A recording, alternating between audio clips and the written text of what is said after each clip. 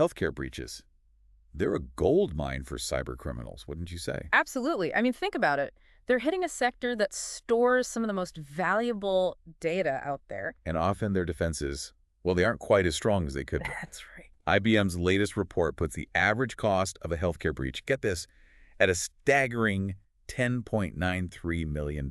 More than double any other industry. More than double. It's not just about that immediate financial hit either, is it? No, not at all. You've got regulatory fines, potential lawsuits, the cost of remediation, not to mention the long-term damage to their reputation. Oh, absolutely. Patient trust. That's huge. Huge. Today we're dissecting a case that really drives all of this home. The UnitedHealth data breach. Oh, yeah, that was a big one. CybersecurityHQ has been deep in the trenches analyzing this one, and it's a textbook example of how things can go wrong. Textbook. A combination of social engineering and technical vulnerabilities. Leading to a major cybersecurity disaster. The report lays out the attack in detail. What's striking is how sophisticated the attackers were. Right, blending the human element with the technical exploitation. They didn't just brute force their way in. No.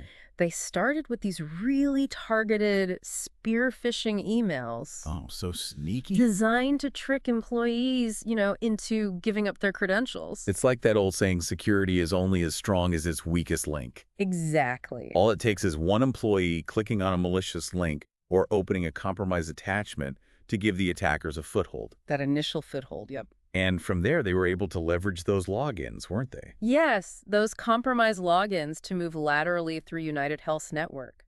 CybersecurityHQ's analysis points to weaknesses in their security architecture. Things like outdated software, lack of adequate segmentation. We see this pattern emerging in a lot of recent healthcare breaches, don't we? Yeah, it's a common thread for sure. Take the Anthem breach back in 2015, for example. Oh, yeah. Attackers gained access through a phishing attack, compromised an employee's credentials, and then, get this, spent weeks undetected, sifting through their systems. Wow. Ultimately compromising nearly 80 million records. That's a lot of records. And let's not forget the Primera Blue Cross breach in 2014. Oh, right. Another big one. They were hit with a similar attack.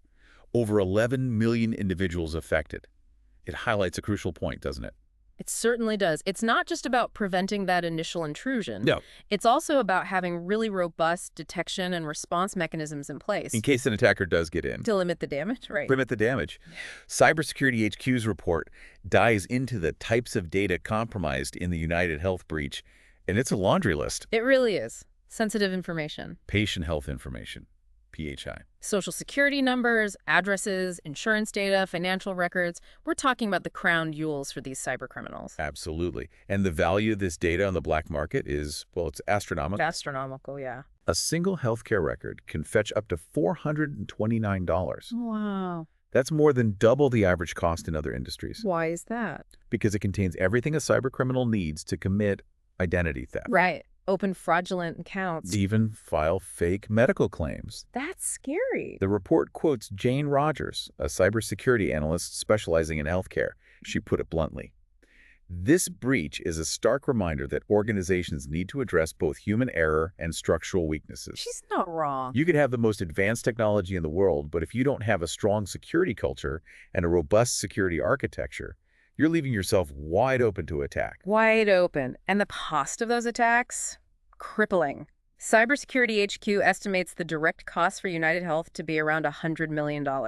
Wow. But that's just the tip of the iceberg. Just the tip. We're talking about potential HIPAA violations that could lead to massive fines, maybe even exceeding millions of dollars. Yeah.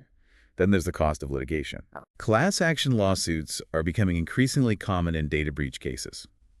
Settlements are reaching upwards of $20 million. It's like a lot of money. Mark Lewis, a financial analyst quoted in the report, points to the long-term effects: market position, stock performance.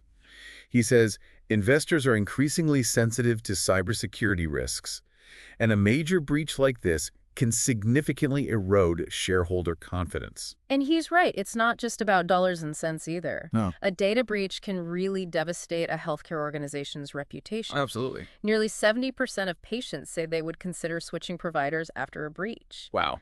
That's a huge hit to their bottom line. It is. It can take years to rebuild that trust. So we've talked about the fallout, but what about their response? Right. Did they just scramble to patch things up, or was there a more strategic approach? Well, the report details a pretty multifaceted response. Okay. They immediately isolated the infected systems, notified law enforcement, brought in those external forensics experts to investigate the breach. They also enhanced security protocols, Like what? implementing multi-factor authentication, Okay. increasing investment in threat detection technology. Right. All necessary steps. Mm, But it does make you wonder how much damage could have been prevented I know. with a more proactive security posture in the first place. Exactly. And that's a key takeaway for our listeners, wouldn't you say? Absolutely. The UnitedHealth breach is a wake-up call It is. for the entire healthcare sector. Uh-huh. It underscores the critical need for robust security practices Robust. that go beyond just checking compliance boxes. Checking those boxes. CybersecurityHQ's report lays out some specific recommendations Okay.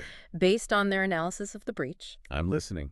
Zero trust implementation is a big one. Zero trust. What? Limiting data access, Uh-huh. requiring continuous authentication. Yeah. It can really reduce the blast radius of an attack. So it's all about assuming that breaches are inevitable Right. and designing your security architecture to minimize the impact. Absolutely. Another key area is security awareness training. Oh, that's huge. You can have the best technology in place, Right. but if your employees are clicking on those phishing links, Ugh. falling for social engineering scams, you're still vulnerable. Very vulnerable. Mm.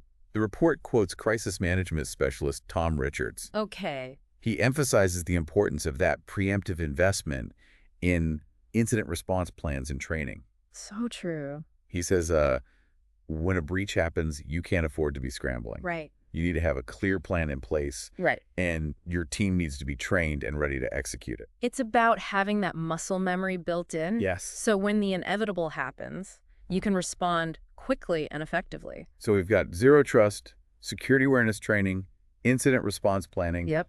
all critical components of a strong security posture. It really is. But what about the technical side of things? Okay. What specific vulnerabilities were exploited in the UnitedHealth breach, and what can our listeners do to prevent similar attacks in their own organizations? Well, one area that CybersecurityHQ highlights is the need for regular security audits and penetration testing. Oh, yeah. You need to be proactively searching for vulnerabilities in your systems and applications. Before the attackers find them. Before the attackers find them It's exactly. like getting a regular checkup at the doctor. Yes. It's always better to catch those issues early Right. before they become major problems. Exactly. And the report delves into some specific technical areas that need attention.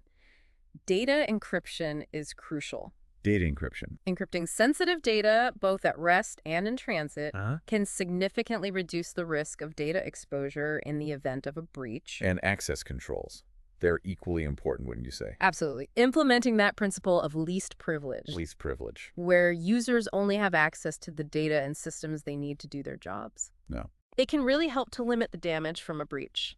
So limit the damage. The report goes on to emphasize the importance of vulnerability management. Okay, vulnerability You management. need to have a process in place for identifying, assessing, and remediating vulnerabilities in a timely manner. So patching systems, updating software, staying on top of those known vulnerabilities. All crucial, absolutely. And this is where threat intelligence comes in, right? Yeah, you need to be aware of the latest threats and attack vectors so you can proactively strengthen your defenses. The report quotes cybersecurity strategist Laura Knight.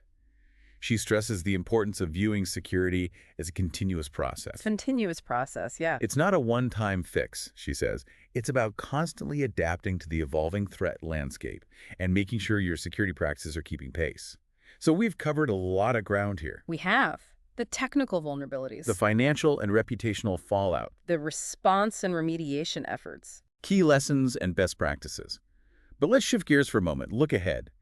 What are the emerging trends and predictions in healthcare cybersecurity? What should our listeners be preparing for? One trend that CybersecurityHQ highlights is the rise of AI-driven cyber attacks. Yay high. Yeah, we're seeing attackers using artificial intelligence to create more sophisticated phishing campaigns, develop new malware strains. Oh, wow. Even automate attacks. It's a bit of an arms race, isn't it? It is. As our defenses get stronger, so do the attackers' tactics. And the healthcare sector is a prime target for these AI-driven attacks. Prime target. Why is that? Because healthcare data is so valuable and because the sector is often lagging behind in terms of cybersecurity maturity. The report paints a pretty sobering picture of what the future might hold. Imagine AI-powered attacks, not just targeting PHI, Right. but also those connected medical devices. Oh, like pacemakers, insulin pumps, surgical robots, all potentially vulnerable to hacking. Scary stuff. And it's not just hypothetical. We're already seeing examples of these types of attacks. Cybersecurity futurist Michael Barnes, quoted in the report, predicts that AI-driven cybersecurity solutions combined with stricter regulations are going to reshape the industry in the coming years. So it's not all doom and gloom. As the threat evolves, so do the solutions. Exactly. We're seeing the emergence of AI-driven security tools that can analyze massive amounts of data, detect anomalies, identify potential threats, In real time. even predict vulnerabilities before they're exploited. That's the goal. So it's about leveraging the power of AI for defense. Using machine learning algorithms to identify patterns, predict attacks before they happen. So to wrap things up, the UnitedHealth breach is a stark reminder of the high stakes involved in healthcare cybersecurity. The repercussions will likely influence future regulatory changes and drive healthcare organizations to prioritize stronger security practices. This deep dive has given you a close-up look at one specific breach, but the lessons are far-reaching. Take this knowledge back to your organizations. Assess your own security posture. Proactively strengthen your defenses. Stay vigilant, stay informed, and stay ahead of the curve in the ever-evolving world of cybersecurity. And remember, the best defense is a good offense.